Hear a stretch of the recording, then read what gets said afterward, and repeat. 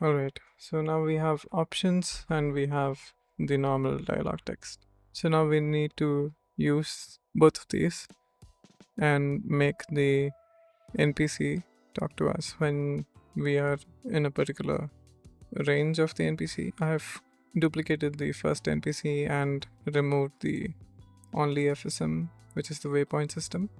And that's basically this one. And we'll use this as the test for conversations. So I'm gonna quickly right click here and add an FSM called conversation.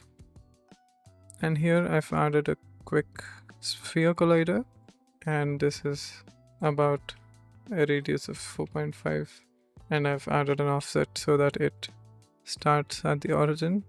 So we are going to use this as the trigger for conversations. So if I go to the first state and go for trigger event, I'm gonna check for the player, and if the player entered, we'll send an event called player in range, and I'm gonna name this check for player. Also, we don't have a UI for the interaction, so I'm gonna quickly go to Inkscape, and if you remember, we have already made a simple UI for the coin system. So I'm gonna use those exact colors and make a simple UI. Actually, if I just get these two from the previous UI, and if I select all of these points and move them towards the middle, that should be enough for what we need. So I'll just quickly select this group and export it as an arrow. Alright, I'll say pointer, something like that. And if I go to project and go to my resources, textures, this is our sprite that we just added. So we'll need to add the UI for the NPC when we are in range. So I'll go to the canvas and select the dialog box, and I'm going to duplicate the dialog box and move it towards the NPC. And I'm going to call this interaction UI, and I'm going to replace the tail image with the pointer. I'm also going to move this entire thing, and I'm going to delete most of the stuff that we have except for the follow. We'll get rid of the vertical layout group. We'll get rid of the content size fitter, and we'll get rid of the dialog text as well. Now I'm gonna select the interaction UI and resize it so that it looks a little bit more proper. Something like that will do. I'm gonna quickly make this a little bit more small. So right now the pivot is at 1 0, but I'm gonna make it at 0.51, and maybe something like that will do. So here I'm gonna select the color that we used for the UI for the coin collection system, and the same thing for the tail as well. Here I'm gonna quickly add a text mesh pro and stretch it to fit the box. You can just have the letter E so that it indicates which button to press when you're near the NPC. And I'm gonna make this centered for the alignment and increase the font size maybe to that much, and I'm gonna assign a color, something like that. And it looks like the whole interaction UI box is a little bit too big, so I'm gonna bring it down to very small size, maybe like 0.5. Alright, I think that should do for the interaction UI.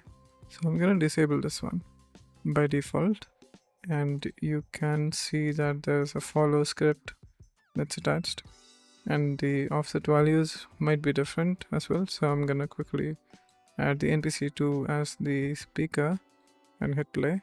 If I activate the interaction UI, you can see that it's slightly off, so I'm gonna make it 0 and 250, maybe 225. I think that should do. I think a value of 10 and 225 is working properly. So we'll need to enable this and select the NPC who we interact with when we are in range. So I'm gonna come out of the play mode and quickly add those changes. And coming back to our FSM, we can go to the second state. And in the second state, we can just copy this first state's action and say on trigger exit, we can just send a finished event back to the first state. I'm gonna go for set FSM game object, and in the variables tab, I'm gonna quickly add a game object, which will be our interaction UI, and this will be an input. We can just assign the game object here and go to state, and here I'm gonna activate the game object first, and I'll select the reset on exit. I'm gonna specify the interaction UI, and we'll need to see what FSM name that is. It's follow, and the variable name is speaker. So I'll go back, follow, and speaker. So I'll get a get owner action, and this is basically going to get the self game object, which is the NPC, and it's gonna assign it here, and it's gonna deactivate once we are out of range. So if I hit play, you can see that it activates and deactivates whenever I enter the NPC range. But at the same time, you can see that there's some issue where it moves, and that means that it's being assigned to some other variable in the meantime. So if I select the interaction UI, you can see that it's still assigned to NPC speaker. But if I enable it, actually let's just pause and enable it and go one step, and you can see that it's somewhere else. That's because this was the position where it was activated the last time. So that's the issue here. So I'm gonna come out of the play mode, and instead of move towards, we can just make a set position, and let's see if that works. And you can see that the issue has been solved and it's working fine now. So if I go to the second state, and here we are going to check for E. So I'm going to get a key down action and select the E key here and send an event that rest E, and this state is where all the conversation starts. So I'm gonna add a state, conversation setup, which will have some prerequisites for the conversation to go on. I've asked ChatGPT to give me a simple story and as a conversation between the player and an NPC.